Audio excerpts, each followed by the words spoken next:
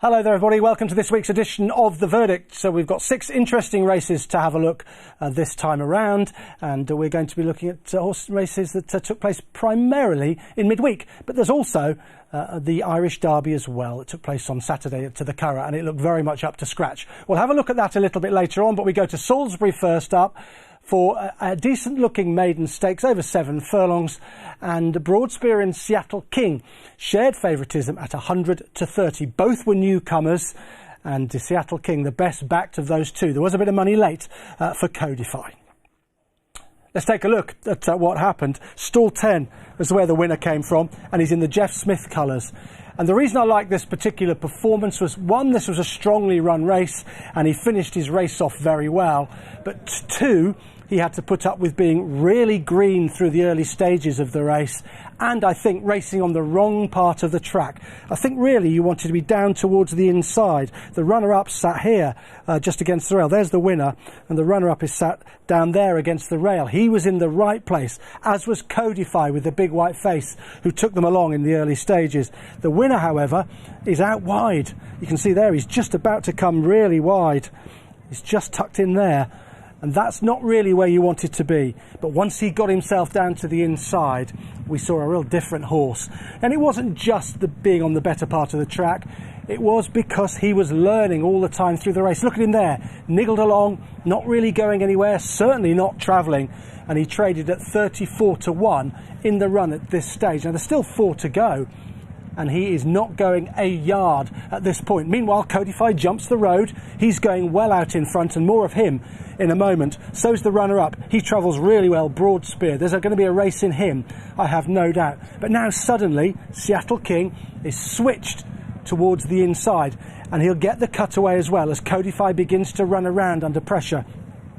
And you can almost just see the penny dropping in the closing stages. The Seattle King picks up and runs on really well for Hector Crouch to win this for the Rafe Beckett team. Codify drops away. He's getting very tired with a big white face, and indeed he'll be run out of 3rd place in the end by Already Gone, who runs on quite well, and he did really well because he came from stall 11 and he stayed out wide. But just look there in the closing stages. This horse looked very green. He pricked his ears once he got to the front. He ran around a little bit as well, and I think he's miles better than the bare result. The finishing speed percentage of this race was under 100. They went pretty hard in the early stages of the race. You'd expect it to be round about 100, possibly just over, but they've gone pretty hard, and they finished quite tired. But I think he had more in the tank, this fella. And look at him there, running around, pricking his ears, not really knowing what he's doing, and he certainly didn't know what he was doing early on in the contest either. Just one horse to focus on now, and this is this horse here. I think he's a very fast horse, Codify. Really well supported. He travelled very strongly through the race, and he wants to come back in trip. I think 6 furlongs will do him nicely. So what did we have? Well, we had a strongly run 7 furlong race with some decent types in here. 2 newcomers in the first 2 spots. He eventually found the best part of the track, the winner, Seattle King. He was very green, but he won anyway. And if you want a horse to follow from this race, well, the winner's clearly pretty good. But Codify, back down in trip, is something to conjure with.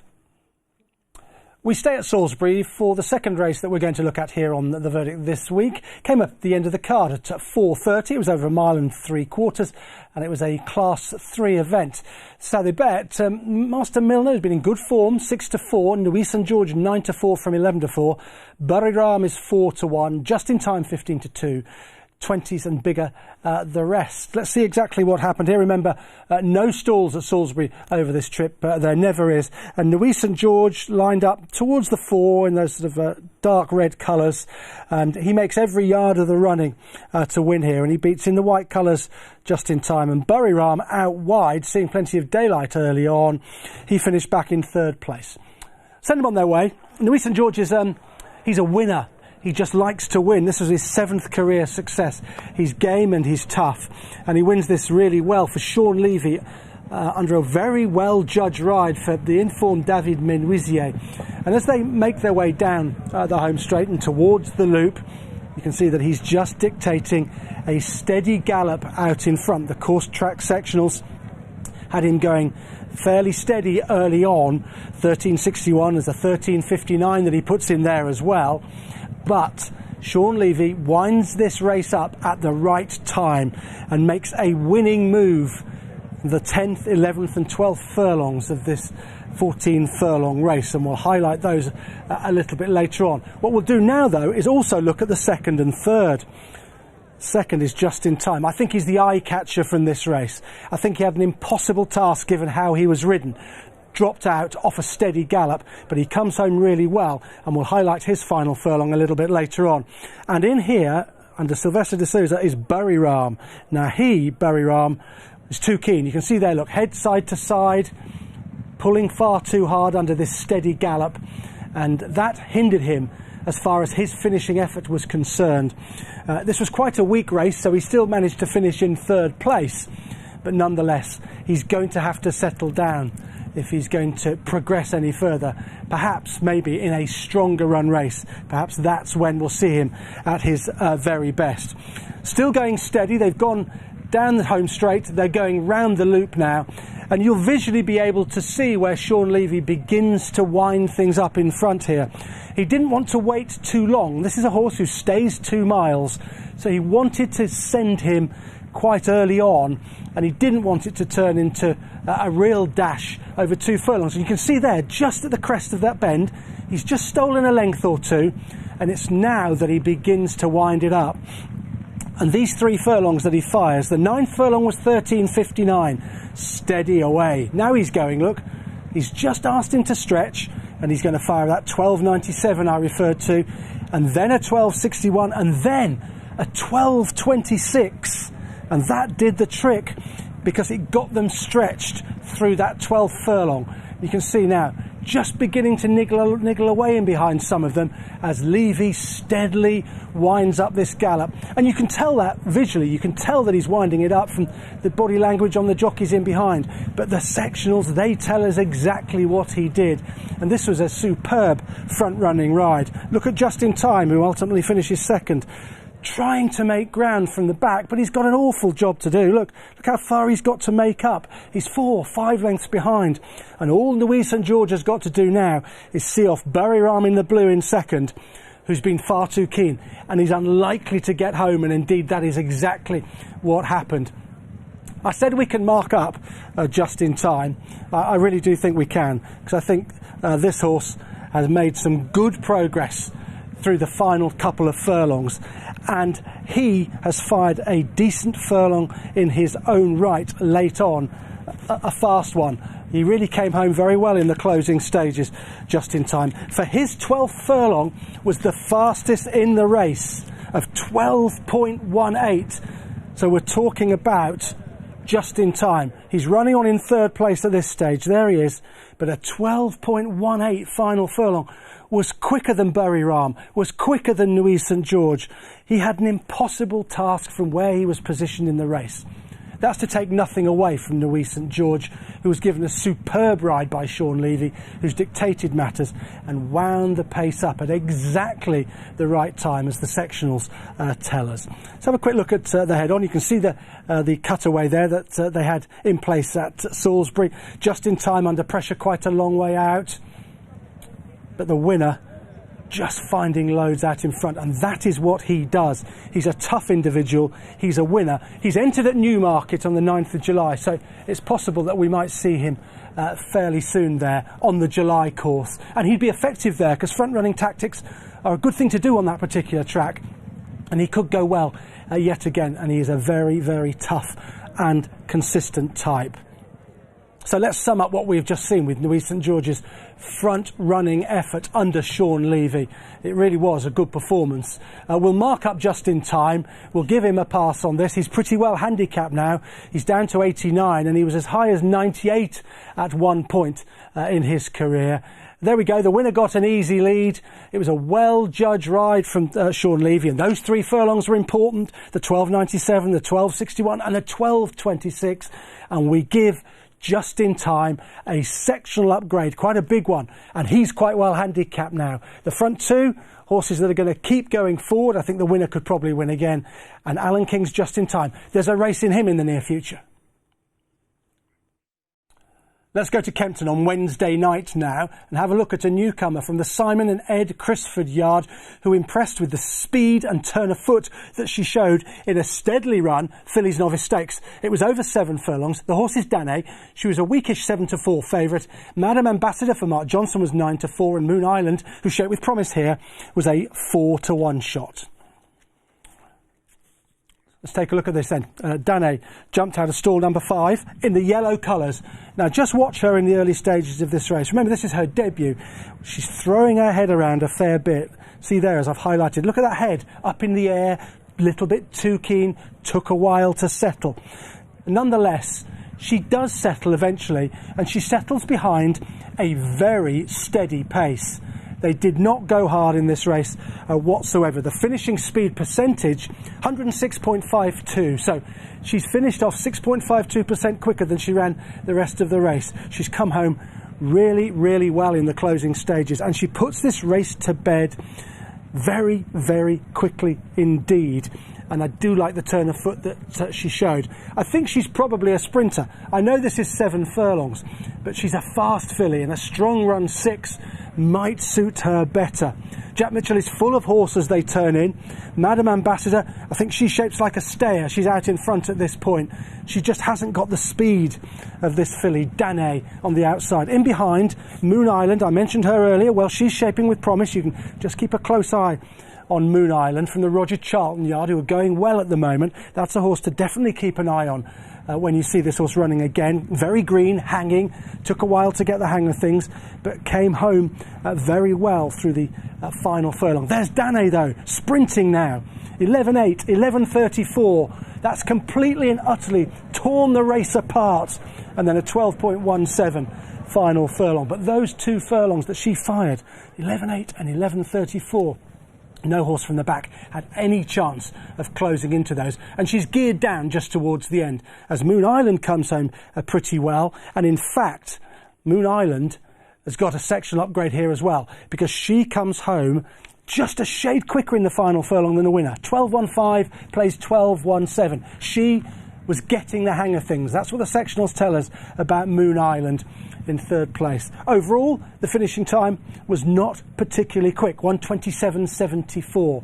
But it was the turn of foot that this filly showed. She's by Jubawi out of an Ifraj mare, and she quickened up in tremendous style. How will she get on in a strongly run race? Well, we're yet to find out about that, and she'll need to drop her head a bit better in better company.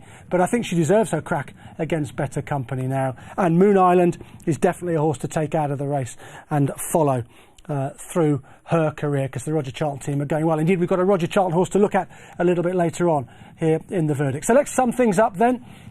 It was a good performance from Danae, a fast final 3 furlongs, and she really put the race to bed with that quick 11.34. That was the second last furlong. She's fast, steadily run race. A stronger race will tell us more about her. And remember, Moon Island, 12.15, fastest final furlong.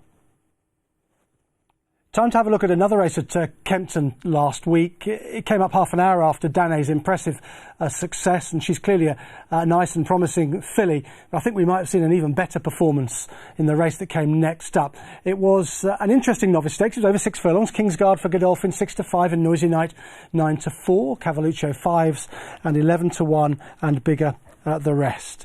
The winner, who's worth watching throughout the whole of this race, came out of stall number 1. There, yellow cap. And goes forward, and then Holly Doyle is really confident on board Noisy Knight and is happy to take him back. Now, you'll remember, he was the horse that Jason Watson got a ban on at Nottingham. This horse made his debut there. He veered sharply left coming out of the stalls, and the stewards deemed that Jason Watson didn't make it enough of an effort, and they gave him a ban for that. It was something of a controversial ban. But this was much better from the stalls from Noisy Knight. Jumped keenly and then was dropped in by Holly Doyle out the back, and in second place, in the perfect spot, is Kingsguard. Now, this was not a strongly run affair. It was quite a steadily run race, according to the course track sectionals. And thus, whilst Danae, impressed with what she did in the final 3 furlongs when she sat handy off a steady pace, here, this horse impresses even more in the final 3 furlongs off a steady pace where he had a positional disadvantage. So it could be argued that this is an even better performance than the one that Danae put up. For he was quicker through the final 3 furlongs than Danae, 34.51 compared to Danae's 35.3. And if you look at the individual furlongs on the course track sectionals that you can find on the Racing TV website, this horse fires an 11.11 individual furlong. Danae could only do an 11.34. That's pretty good. But this horse was quicker and eased down in the closing stages by Holly Doyle to win comfortably. This is a horse of tremendous amount of potential as far as I'm concerned. I think there's a lot to come from him. See the passage Holly Doyle got? She sat and waited. She was prepared to wait for the cutaway, and then she launched this horse, who sprinted off what were steady enough fractions early on. There's the finishing speed percentage, 108.08, so came home just over 8% quicker than he ran the rest of the race, and did so from a poor position. And he's picked them up and he's laid them down very, very easily.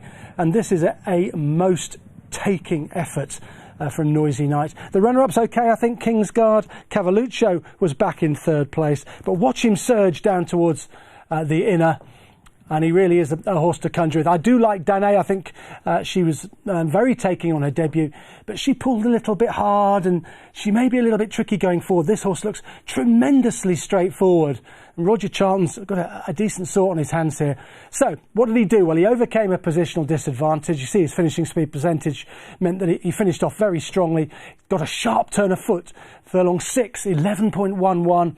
The last 3 furlongs, 34.51. He is a useful prospect. At least there's going to be tons more to come.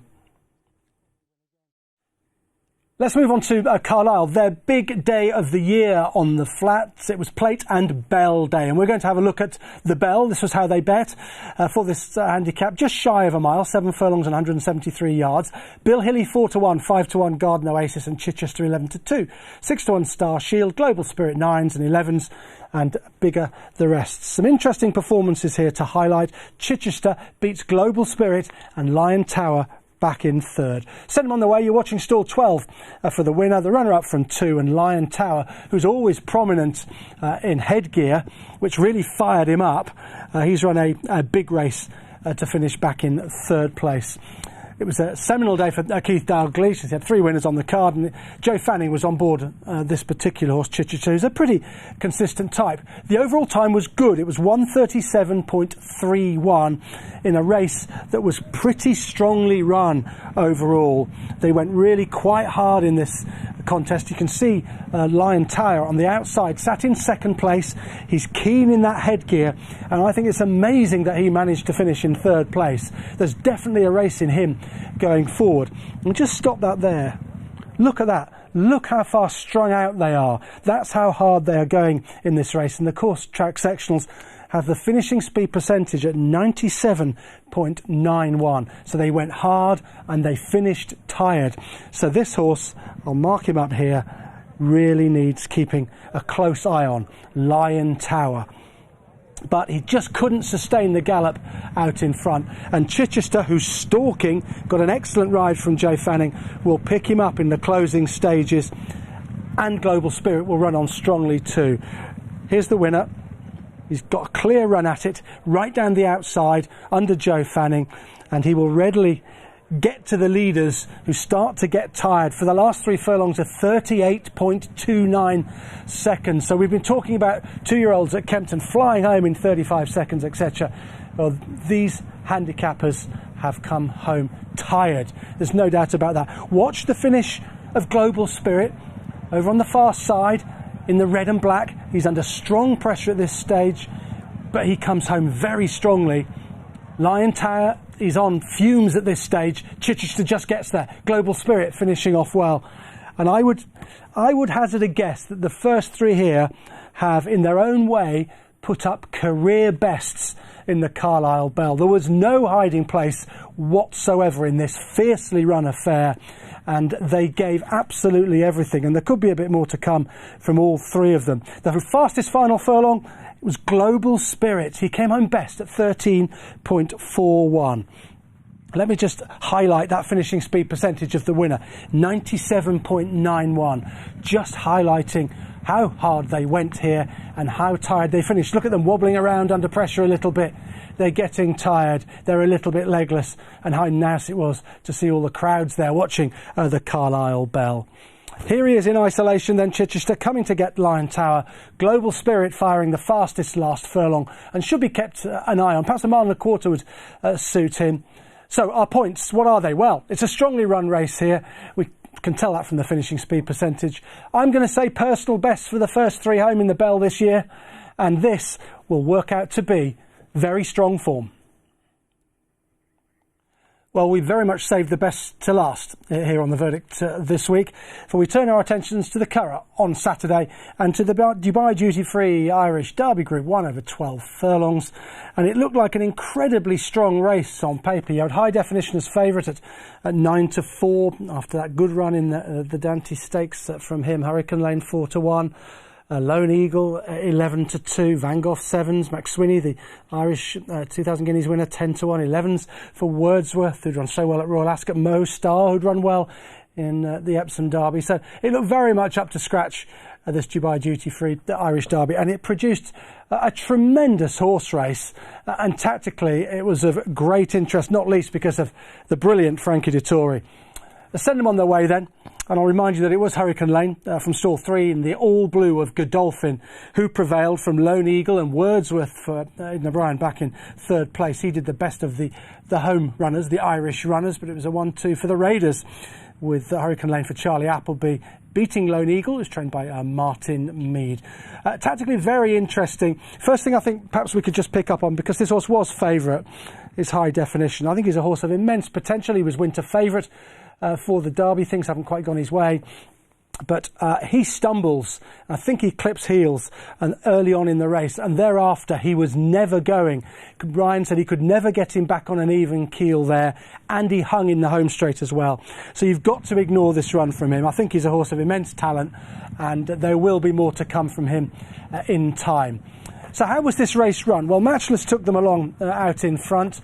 It was just an even gallop. They didn't go mad. It was even to round about halfway, but then it steadied and it paid to be quite close to the pace. Lone Eagle is sat here in 2nd place under Dettori. The winner, Hurricane Lane, in the all blue of Godolphin, just got to shuffle back a little bit. He's just to the rear of mid-division. He's not too far off the pace. There he is. The second horse, Lone Eagle, is in there at that stage, and that's important when it comes to the latter part of the race, when Dettori nearly steals this contest. And why could he nearly steal it? Well, that's because it steadied and he was the first to strike for home on a horse who comes out of the Sandown Classic Trial. He ran really well there, and that's working out brilliantly well, that race. And then of course he won at Goodwood in a slow time, and you can forgive Martin Mead, his trainer, for thinking that he had this race won at every point bar just before the line, when the brilliant and very useful Hurricane Lane just ran him down. See, High Definition is in last, niggled along by Ryan Moore, not travelling a yard after clipping heels and nearly coming down, and that's just got to be written off as a run as far as he's concerned. Still in front, Matchless, but Matchless drops right away in the end, actually only finishes last. And look at the way Lone Eagle travels, absolutely cruising at this stage. He's going to get first run on them. They've steadied the pace here a little bit, and now Dettori is the controlling speed. In behind him, let's highlight the Irish Guineas winner. He's looming up. There he is. He's coming up and going very strongly, McSweeney, for the Jim Bolger yard. And you'd have thought he'd have the pace to go with Lone Eagle, but he doesn't. He's a bit flat, really, in all truth. He ran quite well in the Derby. He'd won the Guineas. He's been kept pretty busy in top races, and he's a bit flat. He should have been able to go with Lone Eagle. Now Dettori's away, and the pace having steadied, he's then able to quicken quite a long way out and try and steal this race. And he so nearly does. Here's Hurricane Lane challenging and causing loads of interference as he does. Look at those horses all around him. He's drifted right. He's hampered Moho Star. He's briefly hampered Wordsworth, and he edged in on McSweeney as well. But now he's got dead aim on Dettori. But it didn't look like Buick was going to get there. But this horse is a strong, strong stayer, and perhaps has got more speed than we've given him credit for. And he just gets up. the shadows of the post to beat Lone Eagle. We often talk about losing rides sometimes being the best ride in the race, and that's the case here. Dettori gave Lone Eagle an absolute peach, and he's only got nailed really late on. I think they're two different types. Hurricane Lane will obviously stay further, and St Ledger might be on the cards for him, but he's strongly run 1.5 miles fine for him. The runner-up, well, he's clearly quite speedy. He's got a high cruising speed. Maybe he'll come back down in trip. I'm sure he can win a Group 1, possibly abroad, but he's a very good horse indeed. Wordsworth in behind. Now look, he carries his head a little bit high, but he was hampered, and then he came on strongly. Just pick him out there with a white cap. He came on strongly in the latter stages of this race. He wouldn't have wanted the pace to have slackened. He'd have wanted an end-to-end gallop. He's a very strong stayer. He's a brother to Kew Gardens, a Gold Cup winner, so he'll stay 2 miles, Wordsworth. He might be needing a bit of help. You see how he carries his head. He might want headgear or something like that, but he probably, more importantly, wants to step up in trip. Let's just have a look at this little bit of interference. We can see what happens in the closing stages from this particular angle. Wordsworth towards the outside, Max Sweeney just tracking Lone Eagle. High definition look, he's gone at the back towards the outside. He can't make any ground whatsoever and was most disappointing. Van Gogh also, he was held up, but he couldn't get involved from being towards the rear, and well, perhaps you could give him something of a pass on that, but he's becoming a tad disappointing, Van Gogh. There's all the interference. It got tight as Hurricane Lane drifted to his right, but once Buick got hold of him and straightened him out, he was able to go and pick up Lone Eagle. What was the final time like? Well, 2:33.58, nothing flash at all. It's not a brilliant time, and that's due to the pace steadying just after halfway and Dettori trying to take advantage. And Exchange Players thought he'd won on Lone Eagle, for he trained at 1.03 in the run and was just nailed late on by Hurricane Lane. And there's William Buick coming back in on this son of Frankel. That's important. 2 derbies for Frankel this season, putting some of the Galileos away as he does so. Tremendous season for Frankel, a brilliant sire, and this horse is a very, very interesting winner because he's straightforward, he's got a lovely pedigree, and there's going to be a little bit more to come from him down the line. So English and Irish derbies for Charlie Appleby, fantastic. And Frankel, the sire, having had a couple of winners in derbies now. The runner-up nearly stole the race under a superb Dettori ride. The winner did well to get up and be a match for the English derby winner in the King George. I have no doubt about that. Remember, Love's going to come to the party there, though, possibly. And a runner-up, possibly a Group 1 abroad. You think that Martin Mead will be scouring all the races abroad to see if he can pick up a Group 1. And I think the runner-up would be all right coming back in trip as well to 1.25 miles, such as the strength with how he travelled. It was a brilliant race. It was an absolutely superb race, and Hurricane Lane does the job for Godolphin. A very interesting week's racing, I'm sure you'll agree. And we've picked out some of the better bits here on the verdict for you. Hurricane Lane, the undoubted star of the week. Many congratulations to William Buick and Charlie Appleby. A lot of interesting horses that we've given sectional upgrades to. They're worth putting in your racing TV trackers, and we'll see you again next week.